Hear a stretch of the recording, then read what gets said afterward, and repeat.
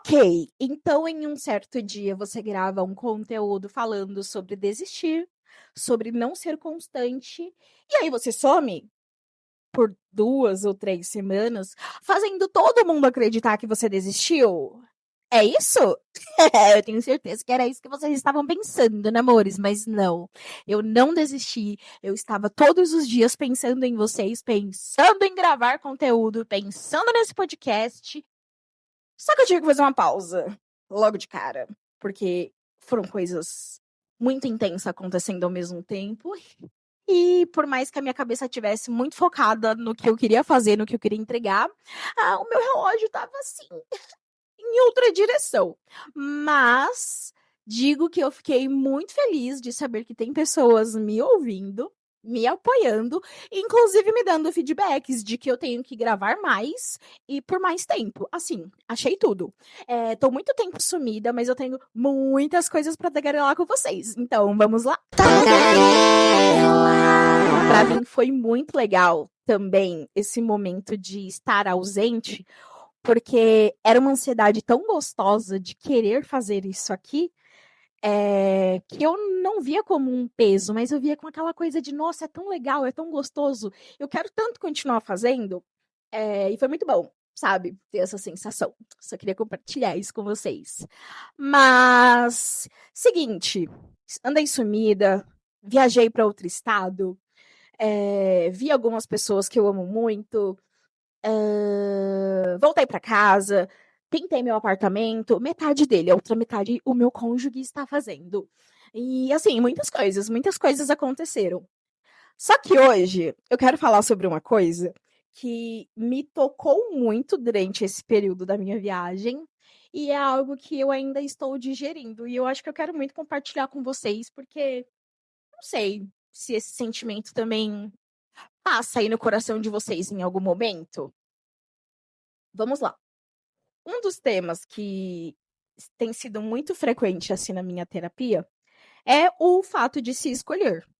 Eu, até o momento, sou uma pessoa que tem uma certa dificuldade de me priorizar. Acabo a todo momento estando em uma posição de servir, de fazer algo para os outros, de ser útil para os outros. Gosto de ser assim, mas quando eu me percebo, eu estou dando tudo de mim para o outro e nada de mim para mim mesma. É bem triste. E essa viagem, eu tinha a seguinte programação. Eu fui a trabalho, fui fazer um freelancer, e a ideia era aproveitar essa ida e ver minha família. Afinal, eu estava 8 meses sem vê-los, então eu estava com muita saudade. Aqui em Goiânia eu não tenho ninguém da minha família, então, assim, quem me conhece sabe o quanto eu sou apegada. Então eu queria ver todo mundo e matar a saudade de todo mundo, porque eu já estava 8 meses sem vê-los, né? Então tava assim, bem difícil. Só que quando eu cheguei lá, primeiro que o meu freela me arrancou o couro. Foi incrível, mas me arrancou o couro. E no restante, assim, da primeira semana, eu vi algumas pessoas da minha família por parte de mãe. E a ideia era que na segunda semana eu visse as pessoas por parte do meu pai, família por parte de pai, meus amigos, enfim, pessoas que são importantes para mim, porque aí já seria o momento de depois eu ir embora. Quando eu vou para São Paulo, eu vou de ônibus, então eu acabo indo em um final de semana para chegar ou num sábado ou num domingo, geralmente de um dia para o outro. Eu passo a semana toda e vou embora em um final de semana também. E aí, assim, né? Todo mundo trabalha durante a semana. Então, qualquer programação que eu tenha que fazer, eu só posso fazer à noite, que é quando as pessoas estão livres, enfim, quando elas se ajustam, né, para conseguir fazer alguma coisa. E não foi diferente dessa vez, afinal, eu estava indo mais uma vez, passando a maior parte do tempo na semana. Na primeira semana, eu já estava bem cansada por conta do trabalho. E, além disso, eu percebi, já tinha percebido isso em outras viagens, mas nessa especificamente ficou assim. Deus escreveu em um letreiro com um pisca-pisca, assim, que era pra eu ter certeza mesmo, sabe? Que São Paulo não tá me fazendo bem. É um lugar que já não me faz mais bem. Porque eu fico completamente ansiosa ao ponto de eu não conseguir saber onde eu tô, sabe? Ter uma direção clara do que eu tô fazendo. Eu fico extremamente ansiosa. E talvez por fora as pessoas nem saibam disso, nem perceberam isso. Mas só Deus sabe como eu estava por dentro, Deus e o Lucas, porque eu ficava aqui buzinando na orelha dele a todo momento, falando: Meu Deus, eu não tô bem, meu Deus, eu não tô bem, meu Deus, eu não tô bem. E no meio desse não estar bem, eu tive que fazer uma escolha muito difícil, que me frustrou pra caramba. E qual foi essa escolha? Me priorizar. Caramba, como doeu, hein, Liliane? Liliane é a minha psicóloga. Vamos lá, então. Primeira semana um caos, trabalhei, vi algumas pessoas da família, acho que da família da parte da minha mãe, eu vi todo mundo. Acaba que todo mundo se reúne, consigo ver uma pessoa, mais de uma pessoa por vez, então eu sinto que é tudo muito mais fácil. Foram as pessoas com quem eu me convivi a vida inteira, então acaba que, tipo, sei lá, eu já vou pra casa de uma tia minha. E aí as outras pessoas, elas vêm se chegando assim, quando eu vou ver, tá todo mundo junto em um dia só, e eu acabei conseguindo ver todo mundo. Só que eu não consegui ver ninguém da parte da família do meu pai. Eu queria muito ter visto minha avó, eu não consegui. Eu queria muito ter visto os meus amigos, pessoas que são importantes pra mim, eu não consegui. Porque eu fiquei muito mal. E aí, por que que eu fiquei muito mal? Primeiro, porque São Paulo, como eu disse, é um lugar que tem me deixado completamente ansiosa. Eu morei em São Paulo por 27 anos e no último ano em que eu estava lá, em que eu nem sabia ainda que eu sairia de lá, eu percebi pra mim que estava assim tudo muito louco, eu não estava mais conseguindo acompanhar, sabe? A loucura de São Paulo. E, gente, são 27 anos morando num lugar, então é história, vivências e tudo mais. E agora, morando em Goiânia, eu sinto uma tranquilidade, uma segurança, uma paz, e que Deus abençoe para que assim continue, amém, que eu não encontro em São Paulo.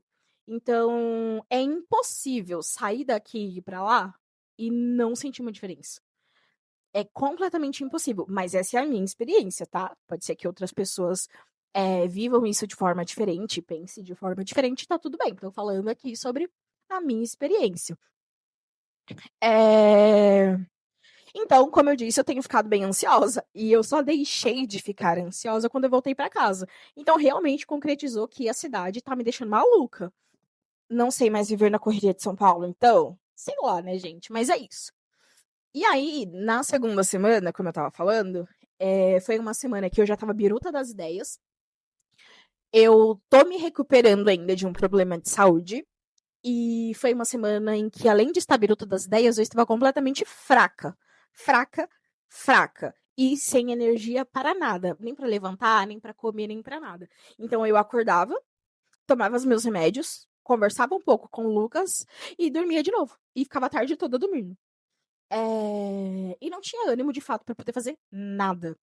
E muitas das vezes eu já tinha marcado compromisso com algumas das pessoas da família, de parte de mãe mesmo, que já estava ali no mesmo ambiente, e eu não tinha vontade de fazer. Só que eu falava assim, gente, eu preciso. E aí tinha outras pessoas juntas, acabava dando um apoio moral ali, sabe? Para poder fazer. Só que na última semana eu fraquejei de um jeito que eu não tinha forças. É, os outros lugares para onde eu queria ir era tudo muito perto, assim. Tava até pra ir andando, enfim. Mas chegou um momento que eu não conseguia mais. E para mim isso foi completamente inaceitável e desconfortável. Por quê?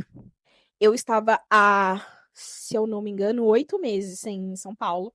8 meses sem estar perto de ninguém da minha família, porque aqui em Goiânia eu não tenho ninguém da minha família. Então esse era o momento perfeito, esse era o momento ideal para eu estar lá com eles, para eu estar junto com eles. Por que que eu não tive força para fazer isso? Por que que eu não consegui ver todo mundo? Por que que eu não consegui ver meus amigos? Por que que eu não consegui ver todo mundo da minha família? Por que que eu não consegui ver minha avó? É muito injusto. E aí quando eu parei para olhar para mim, eu falei assim, cara, eu não tenho força para levantar da cama. Eu não tô tendo ânimo para comer. O que que eu tenho para entregar para essas pessoas se eu for ver elas? Não quero falar sobre eu estar mal e não quero chegar lá e não saber conversar. E eu conversei com uma prima minha, Giovana, por parte de pai, e quando ela soube que eu ia pra São Paulo, ela falou assim: "Você vem aqui em casa, hein?" E eu falei: "Tá bom, eu vou na sua casa." Só que chegou no dia, eu não consegui. Aí chegou no outro dia, eu também não consegui. Chegou no outro dia, eu falei: "Gi, estou tentando, estou me programando para, mas eu tô muito mal. Eu não tô conseguindo sair da cama, não tô tendo vontade de sair da cama." E eu não me abri assim pra ninguém lá, tá? A não ser o Lucas, eu não falei isso pra ninguém. Pode ser que realmente as pessoas não tenham percebido, mas eu não estava bem. E aí eu falei, Gi, desculpa, eu queria muito ir aí, mas eu não consigo. E ela falou uma coisa muito bonita que me tocou na hora, que foi: eu espero que você fique bem, mas não pra vir aqui ver a gente. Eu espero que você fique bem pra você, porque se sentir assim é um caos. E nesse momento você precisa parar, olhar pra você e cuidar de você, ficar bem pra você. Só que aquilo pra mim era inadmissível, porque como assim eu tenho que ficar bem pra mim? Eu passei a vida inteira num lugar de servir, eu passei a vida inteira estando disponível para as pessoas. E eu faço isso de forma que às vezes eu nem percebo. Só que estar disponível para mim no momento em que eu precisava sentir que eu estava mal e eu precisava ficar deitada porque eu estava completamente fraca e eu precisava sentir aquilo, era algo que não era errado.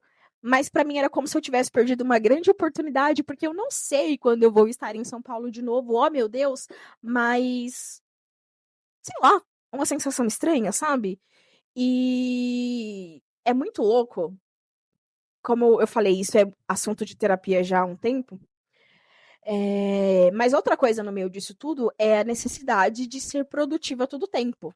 De tudo precisar gerar um resultado, sabe? Então a minha ida precisava gerar um resultado primeiro para o freelancer e depois de estar presente na vida de todo mundo. Mas eu não estava presente na minha vida. Eu não estava presente para perceber que eu não estava bem. E eu também não estava presente em mim porque eu só ficava pensando: o que será que as pessoas vão pensar de mim? O que será que a outra parte da minha família vai achar? Porque eu só vi um lado da minha família e não vi outro. O que será que os meus amigos vão achar? Será que eles vão pensar que eu tô mentindo, inventando história para poder não vê-los? E aí é onde doía mais, sabe? É onde machucava mais. É a necessidade de tentar adivinhar o que a outra pessoa está pensando, sendo que não tem como você saber, você não tá dentro dela. Mas a ansiedade faz isso com a gente. E ontem eu comecei a ler um livro, eu não tô com ele aqui agora para poder mostrar, mas o nome do livro é Aurora. Eu vou deixar aqui na descrição, porque ele fala sobre a mulher exausta.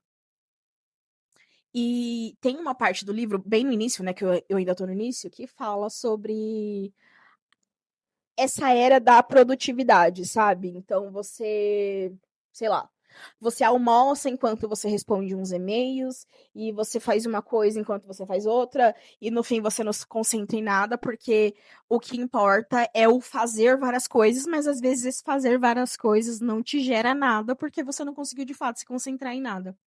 E para mim, nesse momento me pegou bastante, porque eu queria fazer várias coisas, eu queria estar perto de todo mundo, eu queria ver todo mundo, eu queria estar presente na vida de todo mundo, eu queria ser útil para todo mundo, mas eu precisei ser útil para mim. E que desconfortável que foi. Só que também é desconfortável porque é um lugar onde eu não estou acostumada a ir, onde eu não estou acostumada a passar e eu não sei como fazer. Então, eu senti que o desconforto ele triplicou. E eu acho que o que mais foi desconfortável é saber que eu não estava bem para poder estar perto de pessoas que eu amo. Não que de repente, putz, eu não estava bem para não ir no shopping. Eu não estava bem para não ir fazer um trabalho. Tipo, não. Eu não estava bem para poder ver a minha família, que são pessoas que eu amo e que eu estava completamente ansiosa para ver. E aí não fazer isso, porque eu precisei cuidar de mim. Como assim? Que loucura! Ou será que loucura é eu me tratar dessa forma? Porque eu não posso ficar mal? Eu não posso escolher descansar? Eu não posso escolher cuidar de mim? E acho que essa é uma briga interna tão gigante que ainda tá assim, ó, cobrando um aluguel caríssimo desse triplex. E eu não sei onde eu vou chegar, tá? Papo pra Liliane resolver essa semana, porque tem terapia. Mas é isso. O preço de se escolher é altíssimo. E parece que custa mais caro quando você não sabe como é fazer isso por você. Será que esse sentimento é só meu? Vocês já passaram por isso também? Vamos tagarelar sobre isso. Estou cuidando aqui desse sentimento e sentindo e tratando. E se você também passa por isso, eu desejo que você sinta e que você trate, que você cuide, porque é muito desconfortável. Mas o que será que a gente vai conseguir fazer com esse desconforto, hein? Qual será que é o caminho certo? Vamos conversar sobre isso mais um pouco em outros episódios, em outros momentos? Acho que vai ser legal. Vai ser importante a gente falar sobre o desafio que é a gente se priorizar. Vamos? É isso. Estava morrendo de saudades. Para quem também estava com saudades, aqui o meu abraço bem apertado. E espero encontrar vocês na próxima. Beijo, curte, comenta, compartilha e vamos tagarelar. Tchau, tchau!